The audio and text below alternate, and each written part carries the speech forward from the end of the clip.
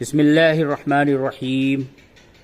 السلام علیکم محترم سامعین کرام، آج کا ہمارا موضوع گفتگو ہے حضرت عمر رضی اللہ عنہ کا مسلمان ہونا۔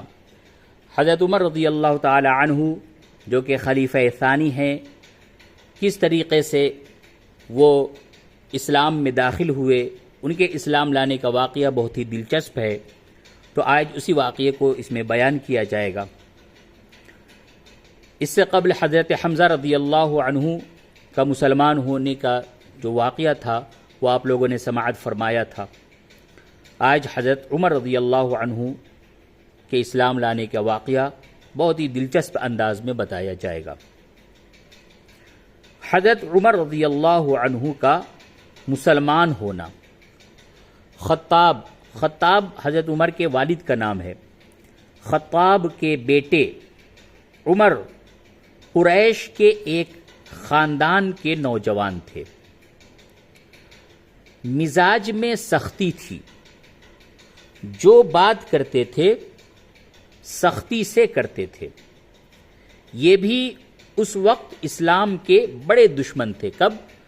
شروع میں، جب آپ صلی اللہ علیہ وسلم نے توحید کا اعلان فرمایا، نبوت کا اعلان فرمایا، توحید کی دعوت دی، اس وقت یہ اسلام کے بڑے دشمن تھے۔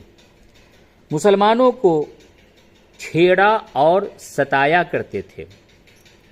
خدا کا ایسا کرنا ہوا کہ ایک دن یہ کسی بت خانے میں پڑے سو رہے تھے کہ بت خانے کے اندر سے لا الہ الا اللہ کی آواز سنی۔ گھبرا کر اٹھ بیٹھے اور اب وہ اس آواز کی سچائی پر کبھی کبھی غور کرنے لگے۔ حضور صلی اللہ علیہ وسلم راتوں کو جب قرآن شریف پڑھتے تو یہ دوسروں سے چھپ کر کھڑے ہو کر سننے لگتے۔ ایک رات کو آپ صلی اللہ علیہ وسلم نماز میں قرآن شریف کی ایک سورت پڑھ رہے تھے۔ عمر رضی اللہ عنہ ایک ایک آیت سن رہے تھے اور اثر لے رہے تھے، لیکن چونکہ مزاج کے پختہ اور طبیعت کے مستقل تھے، وہ اس اثر کو دفع کرتے رہے۔ اس سے پہلے عمر رضی اللہ عنہ کی بہن فاطمہ اور بہنوئی حضرت سعید بن زید رضی اللہ عنہ مسلمان ہو چکے تھے۔ عمر رضی اللہ عنہ کو پتہ چلا تو دونوں کو رسیوں سے جکڑ کر باندھ دیا۔ اب مشہور قصہ جو ہے وہ یہ ہے کہ ایک دفعہ عمر رضی اللہ عنہ کے دل میں آیا کہ محمد الرسول اللہ صلی اللہ علیہ وسلم ہی کا سر قلم کیوں نہ کر دوں کہ روز کا جھگڑا ختم ہو جائے۔ یہ ارادہ کر کے وہ تلوار لگا کر گھر سے نکلے۔ راہ میں ایک مسلمان سے ان کی ملاقات ہوئی۔ اس نے پوچھا کہ عمر کدھر کا قصد ہے؟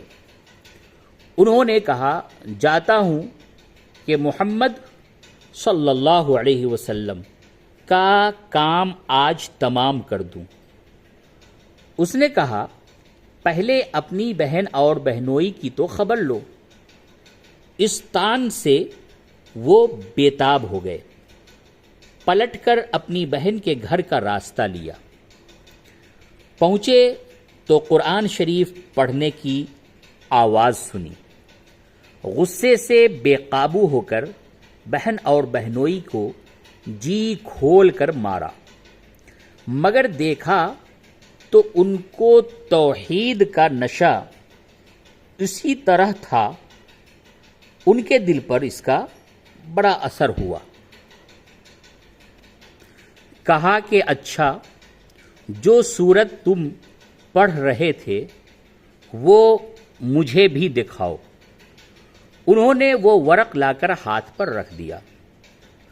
عمر رضی اللہ عنہ جیسے جیسے اس کو پڑھتے جاتے ان کا دل کانپتا جاتا تھا۔ آخر چلا اٹھے، لا الہ الا اللہ محمد الرسول اللہ۔ یہ وہ زمانہ تھا جب آپ صلی اللہ علیہ وسلم حضرت ارقم رضی اللہ عنہ کے گھر میں تھے۔ حضرت عمر رضی اللہ عنہ سیدھے وہاں پہنچے، کیوار بند تھے، آواز دی۔ جو مسلمان وہاں تھے حضرت عمر رضی اللہ عنہ کو تلوار لیے دیکھ کر ڈرے۔ حضرت حمزہ رضی اللہ عنہ نے کہا، آنے دو، اگر وہ خلوص کے ساتھ آیا ہے تو بہتر ہے، ورنہ اسی کی تلوار سے اس کا سر قلم کر دیا جائے گا۔ دروازہ کھلا اور حضرت عمر رضی اللہ عنہ نے اندر قدم رکھا تو رسول خدا صلی اللہ علیہ وسلم خود آگے بڑھے اور ان کا دامن پکڑ کر فرمایا، کیوں عمر، کس ارادے سے آئے ہو؟ عرض کی، ایمان لانے کے لیے۔ یہ سن کر مسلمانوں نے اس زور سے اللہ اکبر کا نعرہ مارا کہ مکے کی پہاڑیاں گونج اٹھیں۔ کافروں کو جب حضرت عمر رضی اللہ عنہ کے مسلمان ہونے کا حال معلوم ہوا تو انہوں نے سب طرف سے حضرت عمر رضی اللہ عنہ کے مکان پر نرغہ کیا، یعنی حملہ کیا، لیکن عاص بن وائل کے سمجھانے سے وہ واپس چلے گئے۔ حضرت عمر رضی اللہ عنہ مسلمان ہوئے تو مسلمانوں کی ہمت بڑھ گئی۔ اب تک مسلمان کافروں کے ڈر سے کعبے میں جا کر نماز نہیں پڑھتے تھے۔ حضرت عمر رضی اللہ عنہ مسلمان ہوئے تو سب مسلمانوں کو ساتھ لے کر نکلے اور لڑ کر کعبے کے صحن میں جا کر نماز پڑھی۔ سبحان اللہ۔